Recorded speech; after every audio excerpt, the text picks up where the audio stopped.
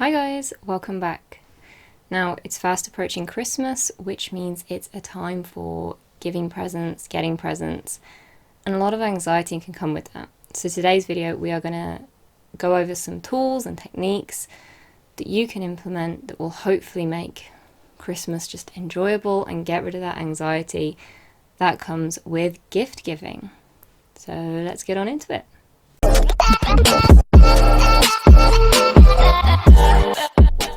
Now, every family is different, everybody's childhood experiences are different, but I know in my past there's always a lot of tension when it comes to exchanging presents, because you got to think about what you're getting the other person to start with, and you never want to get too much because you don't make the other person feel bad, but you don't get too little, but you can't obviously discuss ideas clearly, and that can bring a whole load of anxiety on its own. Now, what I would suggest with that is actually coming to some kind of agreement with whoever you're getting gifts for. Try and set a budget and be open about that budget. Don't worry if you think it's too little. Secret Santa works great for like workplaces and stuff because it's just little stocking fillers. But the other thing that I've started recently, I think in the last year, is one gift per person. Now, that sounds really obvious at times, but my family and my friends, there were times where it felt like, oh, I'll get one thing and then you got to add something else and you got to add something else. You can't just buy one gift. And there's a lot of pressure there because you just keep adding things and you can end up spending like £100 and not really be happy with what you've got. Because if you just bought one gift for £100, obviously it would be something pretty nice. So try and set some ground rules. That's one of the first things. So you don't have to worry too much. If you know you're getting one gift, if you know you've got a budget of £20, that's it. After all, it is the thought that counts. Obviously, if you know what you want to get somebody, then don't necessarily set rules. Because, for example, if you want to buy somebody a PlayStation game, that'll be more than £20. And if you set that kind of budget and then you cross the rules, you know, if you don't listen to your own rules, it can still make the other person feel bad, and nobody wants that. So that's kind of the first practical advice in terms of getting somebody a gift. Now, I also used to experience, and probably still do actually, anxious thoughts, I guess, about opening gifts in front of others. I avoid it at all costs. Like, if I go round to somebody's house for Christmas or I visit somebody and they give a gift, I'll be like, oh, thank you. And I'll take it home to open it later because I cannot hide my reactions. And it always feels like you have to react a certain way, right? And that's the hardest part, because just that pressure in itself makes it really hard to react the way they want you to, to react. So take, for example, you do get something you do really like, but you're quite calm about it. Then you can get bombarded with a load of other questions of, don't you like it? You can return it if you need to return it. You don't seem that happy, and that could be horrible, especially on Christmas. Like, nobody wants that. So the way that I tackle that, as I said, it's not the best advice, but it is to take the gift home, open it later. If people are waiting for you to open, I've also developed a strategy of agreeing to open things at the same time, because ultimately there is an exchange happening. You get somebody a gift, they get you a gift. So rather than opening them one at a time so that all the attention is on one person like it is on birthdays, agree to open everything all together, all at the same time. That way the attention isn't on you. If you're not happy with something, you can find something nice to say. It's just different. right? It makes it a lot easier. There's a lot less pressure. Again, the younger you are, the harder it is to suggest those kinds of things, because families have traditions, and to break a tradition isn't always a desirable thing for people.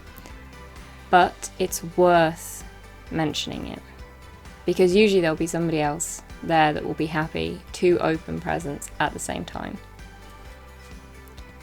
Secondly is to come up with some responses beforehand if you're not happy with something, right? Or change your mindset about presents, that anything you get is a bonus.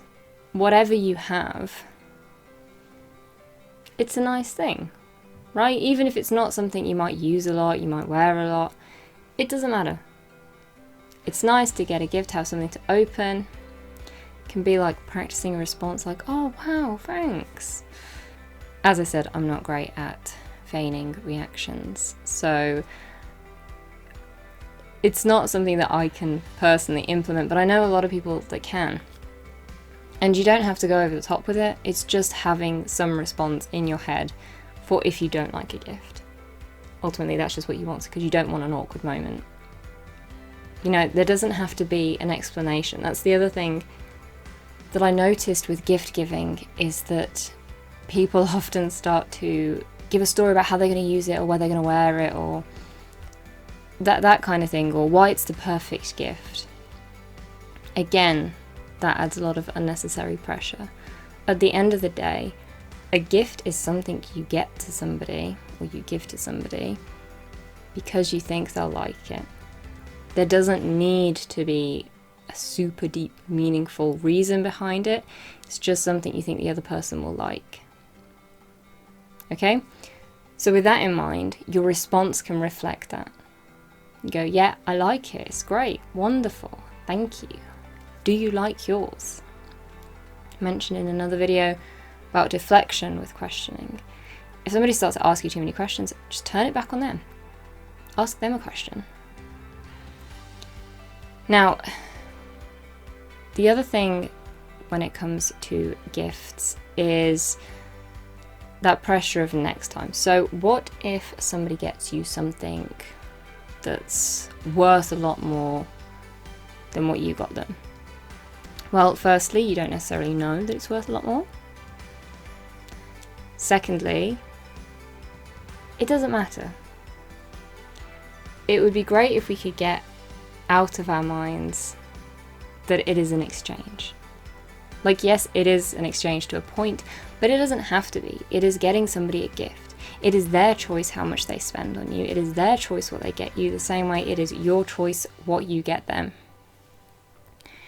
I remember one Christmas, and it was the first Christmas that I had a job.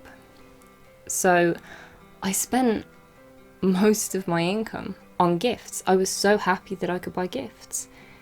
And actually, when everybody opened their gifts, I saw their reactions would be the same as if I got them, I don't know, something a lot smaller, something a lot cheaper.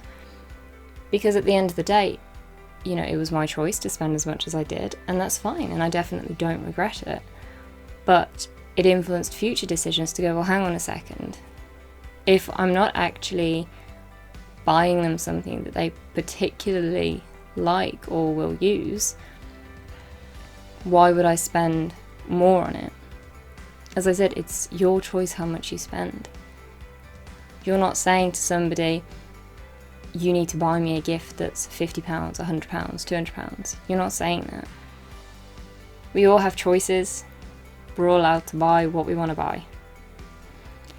And then when it comes to actually Christmas Day and it's about presents, try and make it fun.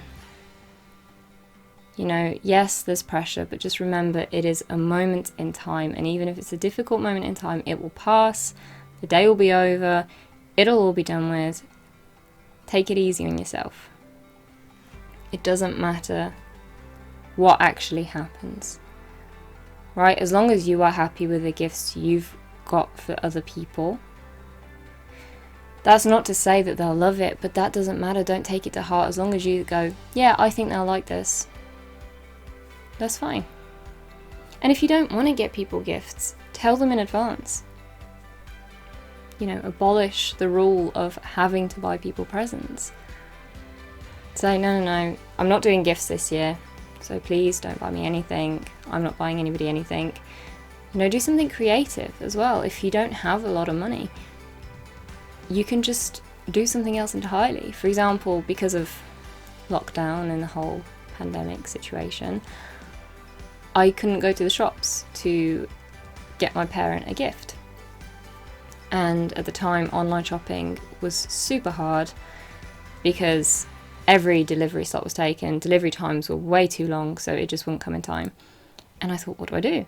So, made a card, printed it off, and then wrote a song. That was my gift. And actually, I really was happy with it. It didn't matter that I didn't spend any money. So everybody's different.